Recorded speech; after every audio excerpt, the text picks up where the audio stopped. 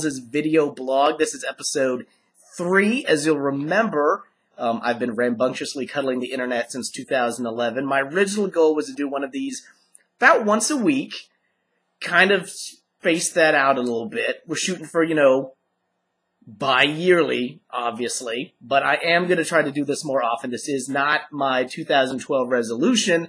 My 2011 resolution was to do this, so I'm playing catch-up. My 2012 resolution is actually to eat more fowl. So, so far that's going great, though, by the way. So yes, this is my new video blog.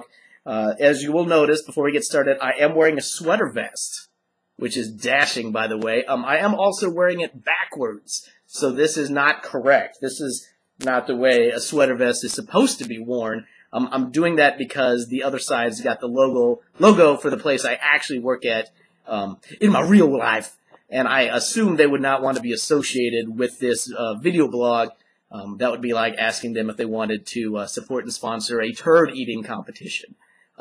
Why would you want to be associated with that? That's disgusting. That's horrible, much like this video blog. So I'm assuming they want to be as far away from this as possible. So what am I vlogging about today? Basically, I did not have the best start to my new year. I was horrifically sick, violently, passionately. Can you be passionately sick? I was a variety of adjectives as far as being sick. Horrible sinus infection. All my friends were literally just down the street enjoying a new year. I was doped up on NyQuil, and I slept for a solid 20 hours while my wife yelled at me for being sick. But that just comes with being me. So yes, I was very ill.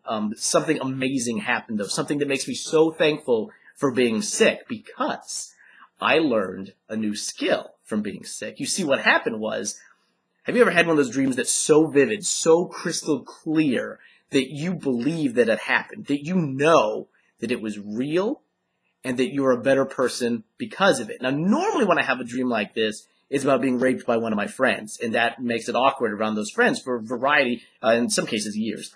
In this case, though, in the 20 hours that I was doped up and passed out, I had a dream that I feel, honestly, lasted months.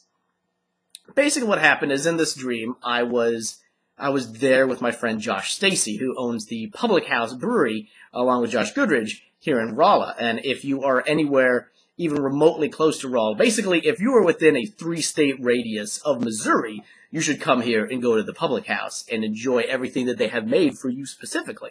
But long story short, so in this dream, I'm there with Josh Stacy, and he is very patiently, very kindly, very lovingly teaching me how to play the banjo from scratch, from the very beginning. And I still remember every single scene of this dream as if it's a memory.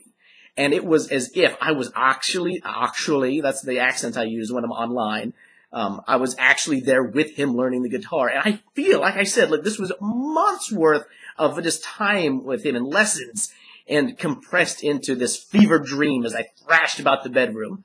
And I woke up so positive that I knew how to play the banjo, that I just accepted that I knew how to play the banjo. And this goes back to the fact that my wife has told this story, this horrible story, stupid story, about how she had a dream once when she was 16 where her sister taught her to drive a stick shift.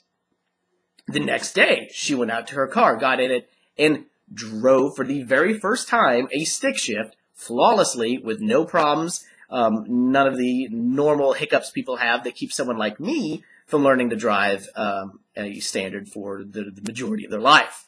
So she's always brought up this story. And I was like, well, you know what? This is that. This is my standard transmission dream. This is me learning to play the banjo in something that defies all logic. I mean, I honestly feel like there's a very good chance that Josh Stacy inceptioned me. Why he wanted to get into my brain and plant the ability to play the banjo, I don't know. Maybe he's trying to form a super folk group down the road, and it's just kind of getting things started. So if anybody had a similar dream where Josh Stacy was in their brain teaching them how to play the milk jug, or the wash tub bass, maybe we were destined to be in a band together. Anyway, I don't know why he inceptioned all of us, that he obviously had. So I was so convinced of this that when I told my wife this, that, you know, just matter of factly, that I can play the banjo now. Were you aware that I'm now a banjo maestro? She mocked me. She mocked me so. So we got into a legitimate argument over whether or not I had been taught in a dream to play the banjo. We were shouting at each other. Jackson, my son, is just crying, Daddy, Mommy, why? Because I was passionate about that this actually was real. So, once I was feeling better, last Thursday, actually, I went down to Rawlz Music here in town. And if you were within a 3-state radius, you should go to the public house and then, you know, maybe swing by Rawlz Music as well. So that's two thumbs ups I should get down there in the voting for promoting local business. So I went into Rawlz Music. Merle, I said. I don't even know if this guy named Merle, but that's what I called the gentleman behind the counter. I said, I would like to see your most expensive banjo, which was a Deering something. I could Google this, but having actual knowledge behind what I'm talking about is not actually the point of this video blog. So I asked the gentleman to bring me a banjo. And I did say it like that. Bring me the banjo.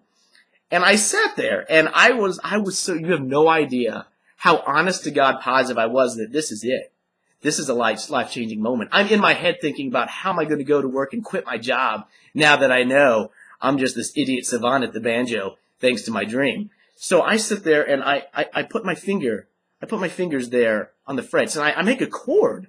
I'm positive. I'm like, this is a thing. This is what people using the banjo do with this hand. And I'm just sitting, I'm just smiling. And I look at the guy, and I've never been able to wink successfully, but I looked at this guy, and I winked at him. I gave him a little wink, and I just start going. I just start going, man. I'm just doing everything that in my mind is what happened in the dream. And I'm just tearing it up. And on the first strum, I break 3 of the 5 strings on the banjo, and the gentleman takes it from me, and then he charges me $8.67 after tax to replace the banjo strings, and I'm asked to leave. So, let's cut to the chase. I can't play the banjo at all, and I'm now banned from a music shop. But you know what? This is in no way a reflection on me and my actual talent. This is more about, you know, Josh Stacy being an incredibly crappy dream instructor. And so, you know, don't get inceptioned by that guy. But yes, that's my excitement for the new year. I am honestly going to try to start doing this on a weekly basis. So, and as you know, I'm a liar, so that just ignore everything I just said.